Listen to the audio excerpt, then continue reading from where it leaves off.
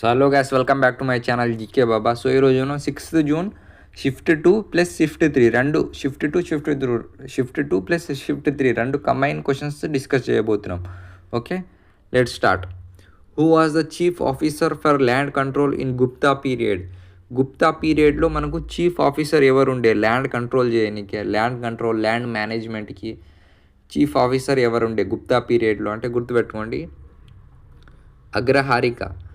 అగ్రహారిక అనే ఒక ఆఫీసర్ ఉండే. ఈయన ఏం చేస్తుండే అంటే అన్ని ల్యాండ్స్, అగ్రహారిక అనే ఒక ఆఫీసర్ ఉండే. ఈయన ఏం చేస్తుండే అంటే ల్యాండ్స్ మేనేజ్ చేస్తుండే. అంటే ల్యాండ్స్ రిలేటెడ్ అన్నీ ఏమైనా ఇష్యూస్ ఉన్నా కానీ ల్యాండ్స్ రిలేటెడ్ టోటల్ అన్నీ మేనేజ్ చేసేది ఒక ఆఫీసర్ ఉంటుండే. ఆయన పేరు అగ్రహారిక.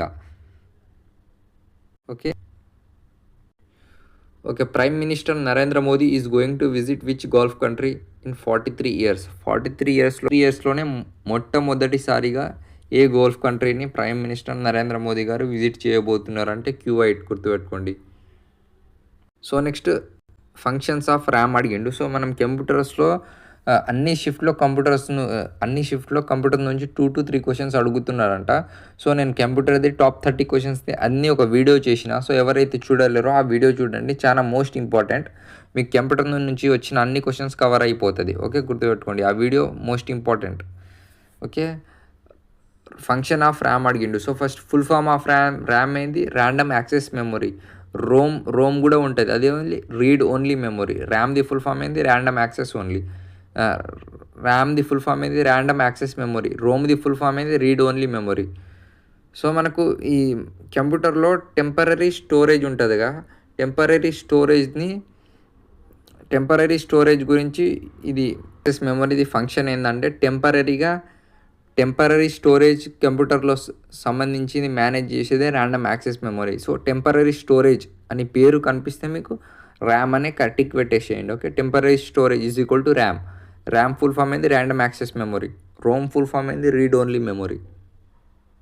Next question, who has been elected as the 10th president of International Olympic Committee? ఇది మనం కరెంట్ అఫైర్స్లో అపాయింట్మెంట్ పార్ట్స్లో ఆల్రెడీ నేను వీడియోది లింక్ పెడతా డిస్క్రిప్షన్లో. ఆ వీడియోలో ఇదే సేమ్ క్వశ్చన్ చెప్పిన, అదే సేమ్ క్వశ్చన్ వచ్చింది, గుర్తుపెట్టుకోండి. 10th president of International Olympic కమిటీకి ఎవరు అపాయింట్ అయ్యారు అంటే గుర్తుపెట్టుకోండి, క్రిస్టీ కోవెంట్రీ ఈమె ఏమో జింబాబ్వే నుంచి. సో ఈమె ఎలెక్ట్ అయింది అన్నట్టు 10th president of International Olympic Committee ప్రెసిడెంట్గా. What is the main source of irrigation in India? Irrigation అంటే ఏంటంటే నీటి పారుదల. తెలుగులో మీనింగ్ ఏంది? ఇరిగేషన్ అంటే నీటి పారుదల. ఇరిగేషన్ది మెయిన్ సోర్స్ ఏంది? So irrigation nothing but simple వర్డ్స్లో చెప్పాలంటే మనం అగ్రికల్చర్, వ్యవసాయం. ఓకే, దానికి మనకు వాటర్ ఏడు నుంచి వస్తుంది? ఇప్పుడు వ్యవసాయం చేయడానికి వాటర్ ఏడు నుంచి వస్తుంది? దేని మీద డిపెండ్ అవుతామంటే మనకు అండర్ గ్రౌండ్ వాటర్. అట్లానే ఇరిగేషన్కి మనం దేని మీద డిపెండ్ అవుతామంటే అండర్ గ్రౌండ్ వాటర్ ఒకటి. వాటర్ వెల్స్ నుంచి మనం ఎక్స్ట్రాక్ట్ చేస్తాం, ట్యూబ్ వెల్స్ నుంచి ఎక్స్ట్రాక్ట్ చేస్తాం. వెల్స్ అంటే బావుల్ అన్నట్టు, బావుల్ నుంచి మనం వాటర్ తీసుకుంటాం ఇరిగేషన్కి. కెనాల్స్ నుంచి తీసుకుంటాం, పాండ్స్ నుంచి తీసుకుంటాం. కెనాల్స్, పాండ్స్, ట్యూబ్ వెల్స్ ఇవన్నీ సోర్సెస్ అన్నట్టు ఇరిగేషన్వి. సో వాడు ఆప్షన్స్లో ఏది అడిగిండో తెలియదు, కానీ మన క్వశ్చన్ అయితే మెయిన్ సోర్స్ ఆఫ్ ఇరిగేషన్ అడిగిండంట, ఇది పక్క.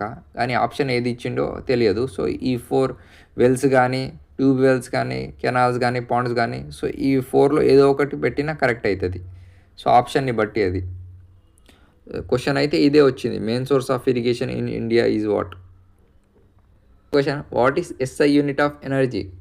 What is the SI unit of energy? Okay, SI unit of energy, first energy definition చూడండి. The capacity of an object to do work is called energy. ఏదైనా energy ఒక scalar quantity అన్నట్టు. 2 quantities ఉంటాయి, scalar quantity ఒకటి ఉంటుంది, vector quantity ఒకటి ఉంటుంది. దాంట్లో ఎనర్జీ ఏది? Scalar quantity. SI unit of energy ఏంది? నెక్స్ట్ షిఫ్ట్లో అడగొచ్చు, ఈ షిఫ్ట్లోనే అడిగిండు కదా, నెక్స్ట్ షిఫ్ట్లో కూడా అడగొచ్చు. జూల్ ఏమో ఎస్ఐ యూనిట్ ఆఫ్ ఎనర్జీ. ఇది ఒక స్కేలార్ క్వాంటిటీ. నెక్స్ట్ షిఫ్ట్ వాళ్ళకి అడగొచ్చు, ఎనర్జీది స్కేలార్ క్వాంటిటీనా వెక్టార్ క్వాంటిటీనా? సో గుర్తుపెట్టుకోండి, energy scalar quantity. SI unit is joule.